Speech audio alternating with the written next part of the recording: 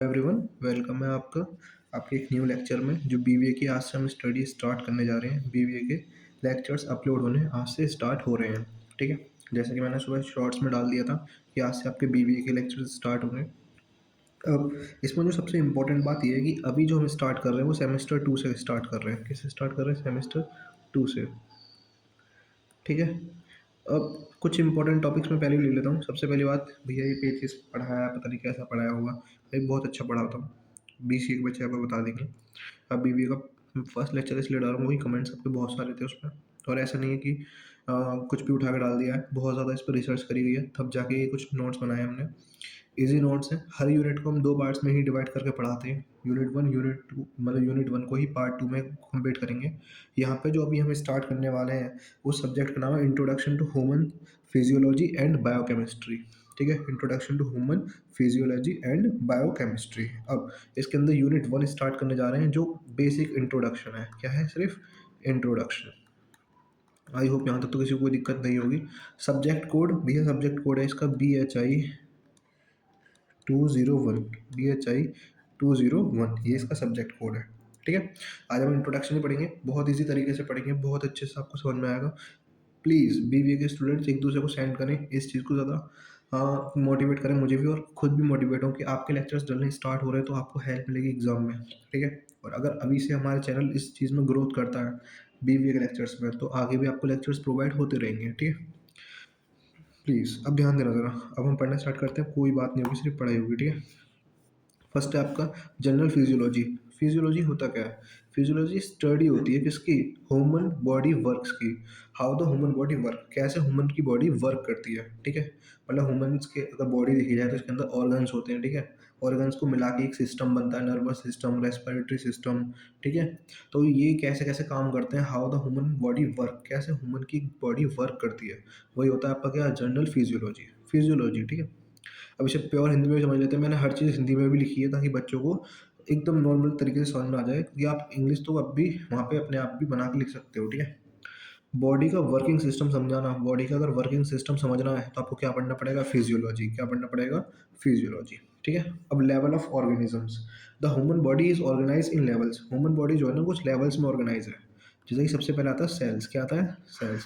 Sales क्या होता है? स्मॉलेस्ट यूनिट होती है लाइफ की। फिर सेल्स को, बहुत सारे सेल्स को आपस में मिलाते हैं हम। फिर हमारे क्या बनते हैं? टिश्यूज़। क्या बनते हैं? टिश्यूज़। अब तुमसे पूछ लो कोई सेल्स क्या होता है तो बता देना। सेल्स होता है smallest unit of life. Smallest unit क्या है? Smallest unit. ठीक है, फिर आपसे कोई पूछ ले टिश्यू क्या होते हैं? टिश्यू होता है group of cells. Group of cells, but इतना याद रखना सेल्स क्या होंगे? एक टाइप के होंगे, सिमिलर सेल्स होंगे। ठीक है, मैंने हर चीज़ यहाँ लिख रखी है। फिर ग्रुप टिश्यूज़ हो गए, टिश्यूज़ को मिला के क्या बनता है हमारा? एक ऑर्गन्स। क्या बनता है? ऑर्गन। ऑर्गन क्या होता है? Group of tissues. Group of tissues. अब इसको ऑर्गन्स को मिला के क्या बनता है हमारा? एक सिस्टम जो वर्क कर रहा होता है बॉडी के अंदर, है ना? सिस्टम जैसे रेस्पिरेटरी सिस्टम सांस लेने में वो करता है, हेल्प करता है। नर्वस सिस्टम ब्रेन से काम करता है। ठीक है, बाकी के बहुत सारे सिस्टम ऐसे होते हैं जो डाइजेस्टिव सिस्टम है ना, इसका अलग पार्ट होता है, ये इसके अलग ऑर्गन्स होते हैं। तो हर एक ऑर्गन्स को मिला के एक सिस्टम बनता है जो वर्क कर रहा होता है। ठीक है, यहाँ पे हम सिस्टम के बारे में पढ़ेंगे कि कैसे कैसे हमारी बॉडी वर्क करती है। तो समझ में आपको कैसे स्टार्ट होता है? आपका सेल से स्टार्ट होता है, बहुत सारे सेल्स मिला के टिश्यू बनते हैं, टिश्यूज बहुत सारे मिलके ऑर्गन्स मिलते हैं, और ऑर्गन्स बहुत सारे मिलके क्या बनते हैं? सिस्टम। ठीक है, कुछ इस टाइप से, जैसे कि सेल्स हैं, काफ़ी सेल्स को मिला के एक टाइप के सेल्स को मिला कार्डियक टिश्यू बने। कार्डियक टिश्यूज़ ने मिलके हार्ट बनाया जो कि एक ऑर्गन है, और हार्ट ने क्या करा? एक सिस्टम चालू कर दिया, सर्कुलेटरी सिस्टम, जो बॉडी के फ्लो को इधर उधर भेजता है, बॉडी के मतलब बॉडी के अंदर ब्लड को। ठीक है, सर्कुलेटरी सिस्टम उसने चालू कर दिया। अब सबसे पहले सेल्स के बारे में पढ़ेंगे, कोई स्मॉलेस्ट यूनिट है हमारी, तो सेल्स का याद रखना क्या होती है? Basic unit of life. Cell क्या होती है? Basic unit of light. Function क्या होते हैं सेल्स के? ये प्रोड्यूस करती है एनर्जी, रिमूव करती है वेस्टेज को, हेल्प करता है ग्रोथ में एंड रिपेयर में, और परफॉर्म करता है मेटाबॉलिज्म। मेटाबॉलिज्म एक्टिविटीज़ हमारी बॉडी के अंदर यही परफॉर्म कर रहे होते हैं। ठीक है, मैंने क्या बताया? सेल्स प्रोड्यूस करते हैं एनर्जी, रिमूव करते हैं वेस्ट, हेल्प करते हैं ग्रोथ में एंड रिपेयर में, और परफॉर्म करते हैं मेटाबॉलिज्म। ठीक है, नॉट सेल जो होता है ना, is the structural and functional unit होता है ऑफ लाइफ की। अगर कोई तुमसे पूछ ले कि सबसे स्मॉलेस्ट यूनिट क्या है, तो आप बता देना लाइफ की सेल ही है। और सेल क्या होता है? स्ट्रक्चरल एंड फंक्शनल यूनिट भी होता है किसका? लाइफ का। ठीक है, बात एक ही है। टिश्यूज़ की बात करें, टिश्यूज़ क्या होता है? Group of similar sales. Similar sales के अगर हम ग्रुप बना दें, है ना, बहुत सारे सेल्स को आपस में मिला के एक रखते हैं सिमिलर सेल्स को, तो वो क्या बना देते हैं? टिश्यू। अब टाइप्स ऑफ टिश्यूज़ में देखते हैं, there are 4 types of tissues, 4 type के टिश्यूज़ होते हैं। सबसे पहले आता है एपिथेलियल टिश्यू, कौन-सा आते हैं? Epithelial tissue. ये करते हैं कवर करते हैं बॉडी सरफेस को, बॉडी की जो सरफेस है उसको कवर कर रखा है ना अंदर पार्ट, दिन दिखते हैं ना आपको, किसकी हेल्प से? स्किन की हेल्प से। तो स्किन क्या है? एपिथेलियल टिश्यू है। ये अंदर की बॉडी पार्ट्स को क्या कर लेते हैं? कवर कर लेते हैं। समझ में आया? पहले टिश्यू कौन से हैं? एपिथेलियल टिश्यूज़, ये क्या करते हैं? कवर करते हैं बॉडी सरफेस को। नेक्स्ट दूसरे कौन से आपके? Connective tissues. कौन से हैं? Connective tissues. कनेक्टिव टिश्यूज़ क्या करते हैं? सपोर्ट करते हैं, बाइंड करते हैं। फॉर एग्जांपल आप हाथ मोड़ पा रहे हो, आप चल पा रहे हो, किसकी हेल्प से? कौन आपको सपोर्ट कर रहा है या कौन आपके हाथ पैरों को मोड़ने दे रहा है, गर्दन को इधर-उधर करने दे रहा है? करके देख लो, है ना? कौन करने देता है? ये बोन्स, है ना? और बोन्स को ये कौन देता है इतना मूवमेंट करने की अलाउमेंट कौन देता है? मतलब मूवमेंट कौन करवाता है उनसे? ये होते हैं कनेक्टिव टिश्यूज़, जो कनेक्ट होते हैं बोन्स के जॉइंट वगैरह से, ठीक है? अब होते हैं मसल टिश्यूज़, जो हमारी बोन्स पे लगे होते हैं। जैसे बोन्स हैं, यहाँ पे क्या होता है? उनकी मसल्स होती हैं, मसल टिश्यूज़। कहते हैं ना बॉडी बना रहे हैं तो मसल्स ग्रो होनी चाहिए, तो मसल्स टिश्यूज़ क्या कर रहे होते हैं? हेल्प करते हैं मूवमेंट में। किसमें हेल्प करते हैं? मूवमेंट में। आप इज़िली अपने हाथ वगैरह को इधर-उधर मोड़ सकते हो, बॉडी को मोड़ सकते हो, मतलब बॉडी को इधर-उधर फ्लेक्सिबल बना सकते हो with the help of muscle tissues, ठीक है? फिर होता है नर्वस टिश्यू, कौन से होते हैं? Nervous tissue. जैसे कि आज मेरा पहला लेक्चर है बीबीए के बच्चों के साथ, पता नहीं उनका कैसा फीडबैक होगा, तो मैं थोड़ा नर्वस हो रहा हूँ ना, तो वो कौन से होते हैं? नर्वस टिश्यू, जो कंट्रोल करते हैं, सेंड करते हैं सिग्नल्स हमारे ब्रेन को। कंट्रोल करते हैं, एक तो सेंड करते हैं सिग्नल्स किसको? ब्रेन को। और ब्रेन किसको सेंड करता है? पूरे जितनी बॉडी पार्ट्स हैं, कि आपको भाई आपके यहाँ पे जलने की वो हो रहा है, महसूस हो रहा है, आपका हाथ यहाँ पे जल रहा है या आपके यहाँ पे चोट लगी है, ये सब हमें कौन सेंड कर रहा होता है? ब्रेन। और उससे कौन करवाता है? Nervous tissues. कौन कराते हैं? नर्वस टिश्यू, ठीक है? अब नेक्स्ट है हमारा ऑर्गन्स। अब देखो सेल्स बोल रही टिश्यू बोली, अब क्या आंसर आ गए? ऑर्गन्स आ गए। ऑर्गन्स क्या होते हैं? ये थोड़ा सा मैं आ गया हूँ भाई फ़ोटो खींचते हैं, सॉरी, है ना? अभी थोड़ी फैसिलिटीज़ हमारे पास कम है, क्योंकि हमारे इस चैनल को भी 2 महीने ही हुए हैं अभी, है ना? पर हम फास्ट ग्रो कर रहे हैं। ऐसे ही चलता रहा तो नेक्स्ट सेमेस्टर में हो सकता है आपको हम स्मार्ट बोर्ड पे ही पढ़ा रहे हूँ, और अगर आप चाहते हो कि आपको सच में स्मार्ट बोर्ड पे पढ़ाया जाए तो प्लीज़ सब्सक्राइब कर देना, ठीक है? अब ये मेरा वादा रहा कि आपको हर सेमेस्टर के हर सब्जेक्ट के लेक्चर्स और नोट्स आपको फ्रीली प्रोवाइड होंगे, और जो बच्चे हमें नहीं जानते वो याद रखें, 7217558002 ये मेरा नंबर है। आप इस पे मैसेज करना, मैं आपको ग्रुप में ऐड कर लूँगा और स्टार्टिंग से ही उस पर नोट्स भेजने स्टार्ट कर दूँगा, बिल्कुल फ्री है। आप वहाँ पे ऐड कर सकते हैं व्हाट्सएप पे, ठीक है? और अगर आपको नंबर से सेव करने में कोई दिक्कत है तो आप चैनल पे ही लिंक लग रही है मेरे व्हाट्सएप की, आप वहाँ से भी मेरे पास कॉन्टैक्ट कर सकते हैं, ठीक है? फिर ये सब ध्यान देना। ऑर्गन्स क्या होते हैं? स्ट्रक्चर जो मेड होता है डिफरेंट टिश्यूज से, जो परफॉर्म करता है कोई specific function. For example organs क्या होते हैं? जब हम काफ़ी सारे टिश्यूज को मिला के एक ऑर्गन बनाते हैं, और वो ऑर्गन क्या कर रहा होता है? किसी काम, कोई काम कर रहा होता है, स्पेसिफिक काम कर रहा होता है। जैसे हार्ट्स अलग काम होता है, हार्ट्स का, लंग्स का अलग काम होता है, तो ये सब क्या है? ऑर्गन्स हैं। क्या है? ऑर्गन्स। ये मल्टीपल टिश्यूज को मिला के ही बने गए हैं, ठीक है? फिर आता है सिस्टम। सिस्टम क्या करता है? ग्रुप ऑफ ऑर्गन्स जब वर्क करते हैं together, for example heart, lungs, ये आपस में एक साथ मिलकर अगर कोई काम करते हैं तो वो क्या होता है? हमारा सिस्टम। क्या होता है? सिस्टम। जब ग्रुप ऑफ ऑर्गन्स वर्क करें टुगेदर। एग्जाम्पल क्या है इसके? वही डाइजेस्टिव सिस्टम हो गया, नर्वस सिस्टम हो गया, है ना? इनके अंदर क्या होते हैं? ग्रुप ऑफ सिस्टम्स काम कर रहे होते हैं, ठीक है? ग्रुप ऑफ ऑर्गन्स काम कर रहे होते हैं एक साथ, तो उसे हम सिस्टम बोल देते हैं। समझ में आ गया? ये दो समझ में आए। नेक्स्ट पढ़े। अब होता है होम्योस्टैटिस। होम्योस्टैटिस एक इंपॉर्टेंट पार्ट है यहाँ का, और ये आपने अभी तक पढ़ा नहीं होगा, इसलिए इंपॉर्टेंट हो भी जाता है कॉलेज के लिए भी, ठीक है? होम्योस्टैटिस होता क्या है, ये ध्यान देना प्लीज़। ये टीम से बोलना पड़ेगा, फोटो थोड़ा गलत लेती है ना? सॉरी भाई आज की मिस्टेक, पर आपको नोट्स तो पूरे मिलेंगे ना, मैं बता दूंगा क्या लिख रहा है, ठीक है? बट फिर भी मैं अगली बार से ध्यान रखूंगा, बोल दूंगा उनसे। होम्योस्टेटिस क्या होता है? एबिलिटी होती है बॉडी की टू मेंटेन करने के लिए a stable internal environment. For example एक बंदा है, ठीक है? वो नहा धो के आया, उसने क्रीम वगैरह लगाई, उसने बाहर से बिल्कुल अपनी बॉडी को एकदम चकाचक बना लिया, पर उसके अंदर वो बीमार है, या उसके कोई ऑर्गन है जो खराब होते जा रहे हैं, या कोई सिस्टम है जो अच्छे से काम नहीं कर रहा है, तो इन सबको कौन कंट्रोल रखता है? इन सब पर कौन काम कर रहा होता है? होम्योस्टैटिस। कौन कर रहा होता है? होम्योस्टैटिस। ये क्या करता है? बॉडी टेम्परेचर को कंट्रोल करता है। फॉर एग्जांपल बुखार आया, बॉडी का टेम्परेचर बढ़ा, और हमेशा बढ़ा नहीं रहता ना, कम भी होता है, तो वो कौन करवाता है? होम्योस्टैटिस। ये बॉडी के टेम्परेचर को कंट्रोल करता है। ब्लड के अंदर शुगर शुगर ज़्यादा हो जाएगी तो पता है क्या होता है? शुगर की बीमारी हो जाती है।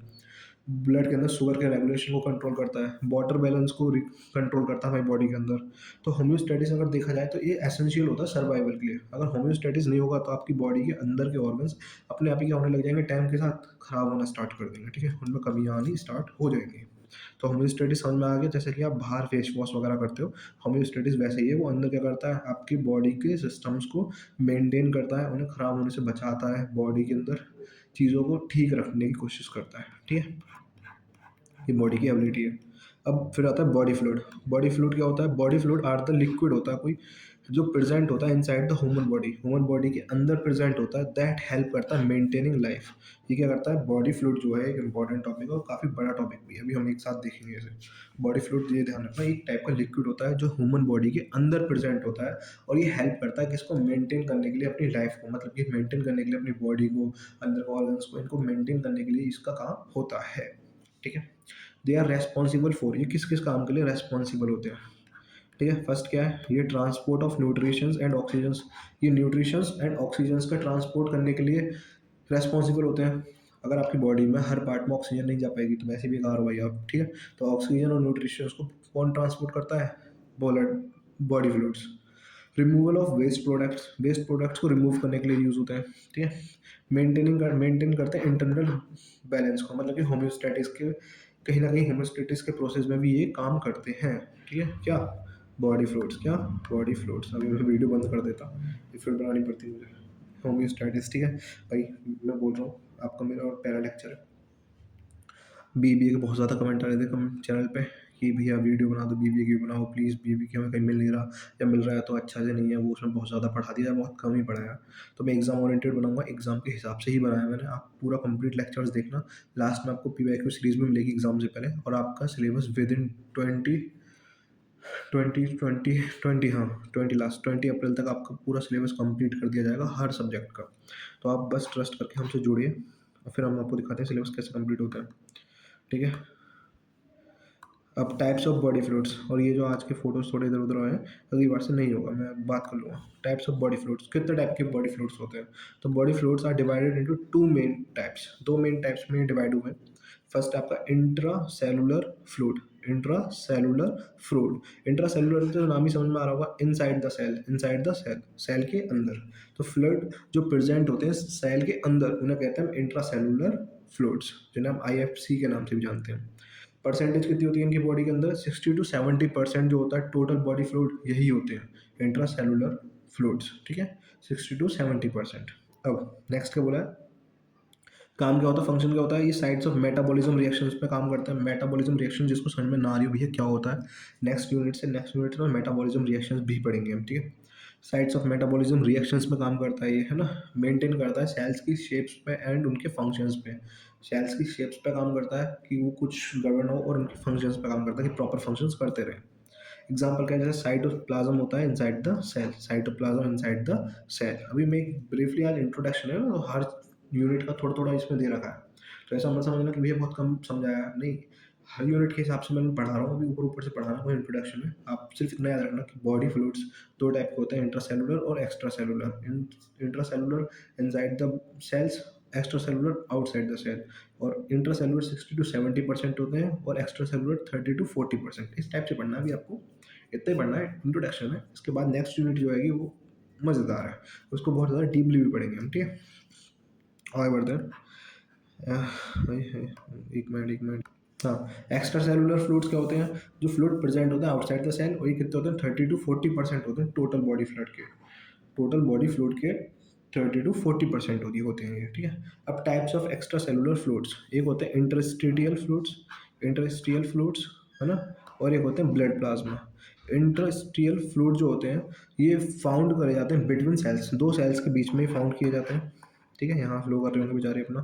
अंडर इंटरस्टियल फ्लूइड्स कहाँ पाए जाते हैं? बिटवीन द सेल्स, ठीक है। और ये हेल्प करते हैं exchange of nutrients and waste. For example ये दोनों सेल्स हैं, यहाँ से यहाँ पे पहुँचाना, यहाँ से यहाँ पहुँचाना, इसमें कौन हेल्प करता है? हमें इंटरस्टियल फ्लूइड्स, ठीक है, हेल्प करते हैं exchange of nutrients and waste.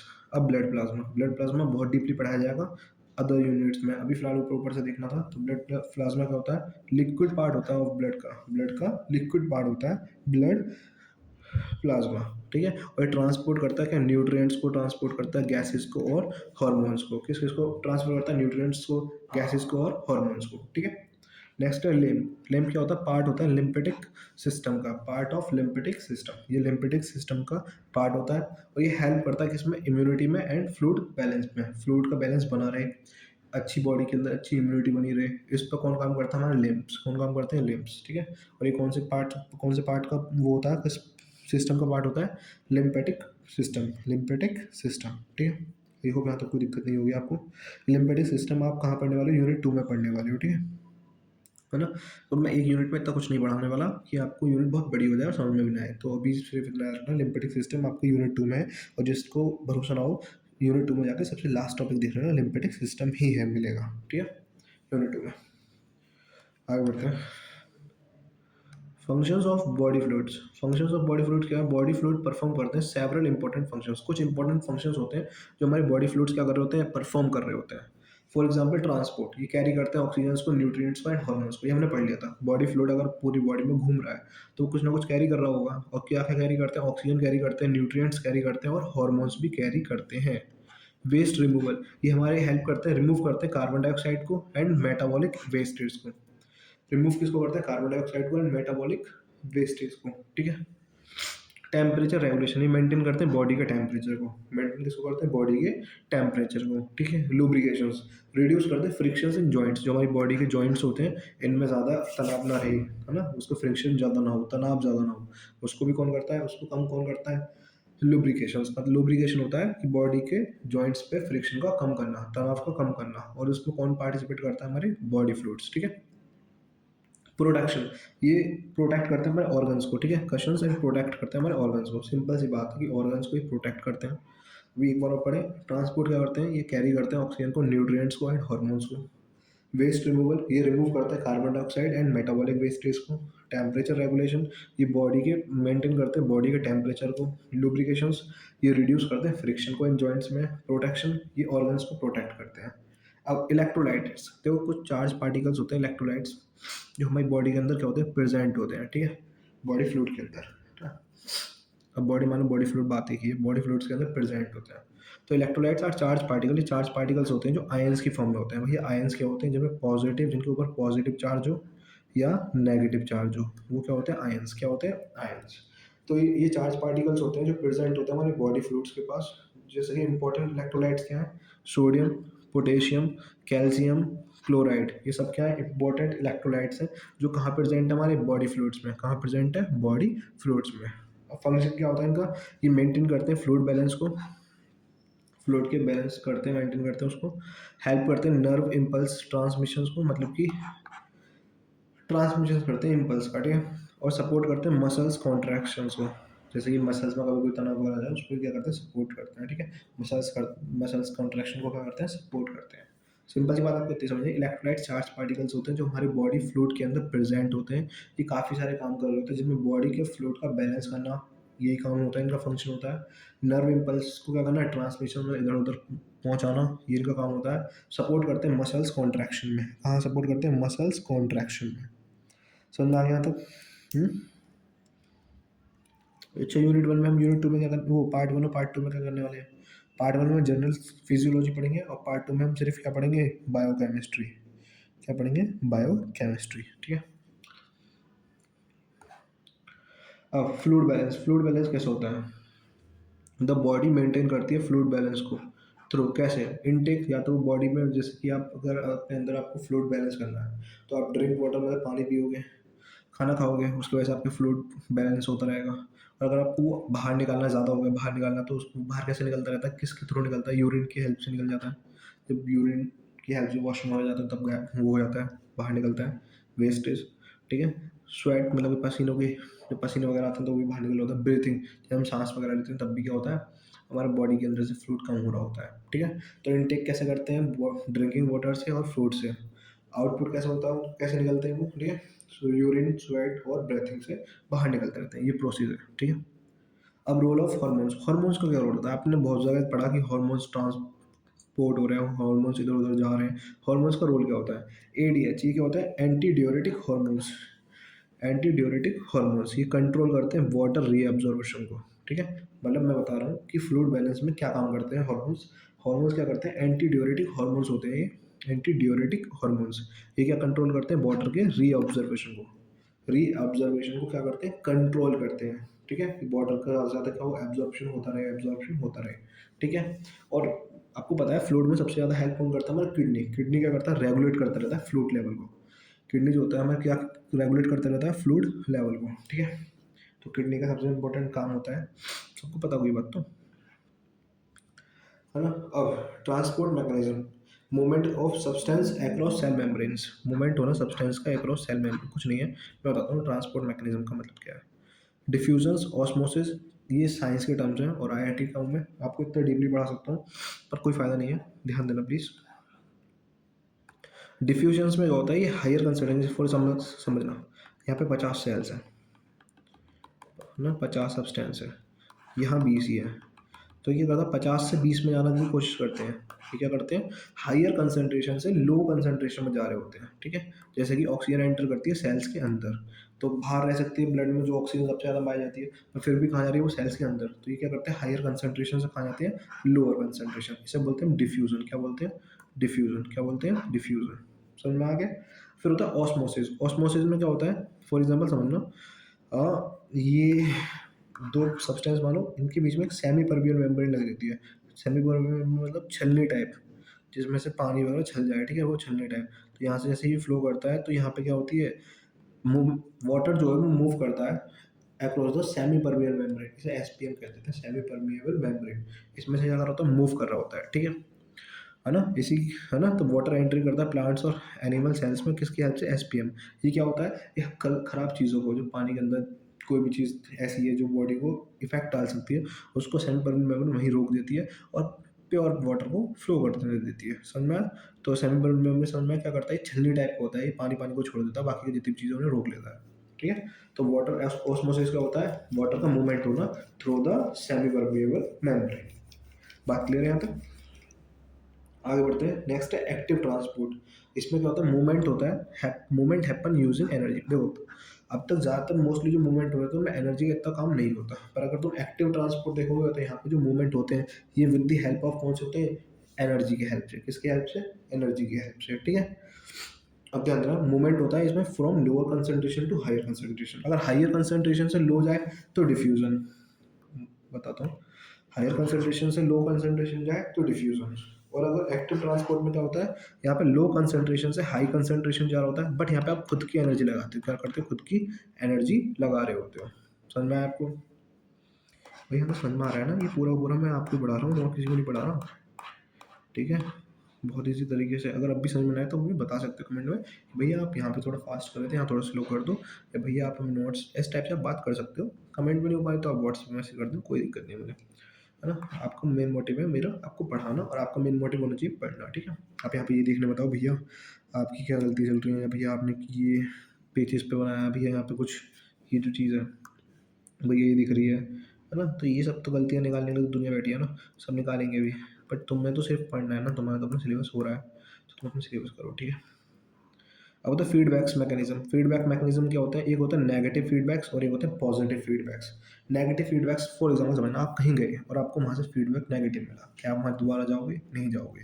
Positive feedback, अगर आप कहीं गए और आपको वहाँ से पॉजिटिव फीडबैक मिला तो आप वहाँ दोबारा जाओगे। ठीक है, तो यहाँ पे क्या होता है? रिवर्स कर देता है चेंज को, जो चेंज उसने किया था उसको क्या कर देता है? दोबारा से रिवर्स कर देता है, टू मेंटेन करने के लिए बैलेंस। क्या मेंटेन करने के लिए? बैलेंस।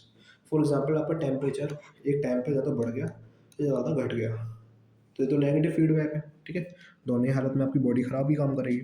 तो यहाँ पे क्या होता है? ये नेगेटिव फीडबैक है, इसकी वजह से ही प्रोसेस को फिर से क्या करता है? रिवर्स करता है चेंजेस को, और फिर से हमारे मेंटेन करता है हमारी बॉडी की बैलेंस को। समझ में आ गया?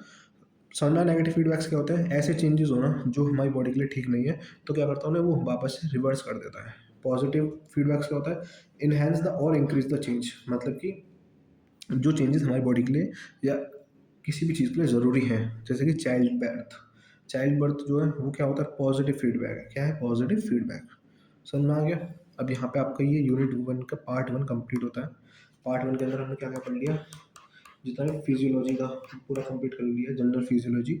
अब सिर्फ आपका क्या बायोकेमिस्ट्री रह गया। यूनिट 1 का पार्ट 1 कंप्लीट होता है। आई होप ये समझ में आया होगा आपको। और जिसको जो भी डाउट हो, जिस भी चीज़ से रिलेटेड डाउट हो, वो मुझे पर्सनल कमेंट कर सकता है, सॉरी कमेंट कर सकता है, पर्सनल मैसेज भी कर सकता है, डीएम भी कर सकते हो आप, ठीक है? नंबर फिर बता देता हूँ, 721755 800 2। एक बात ध्यान से सुनना, आज से 2 महीने पहले बीसीए का भी मेरे पास कोई भी बच्चा नहीं था, पर जब मैंने कंटेंट डालना स्टार्ट करा, आप देख सकते हो उसपे अच्छे खासे व्यू आते हैं। बच्चे ट्रस्ट करते हैं क्योंकि कंटेंट बहुत अच्छा मिल रहा है उन्हें।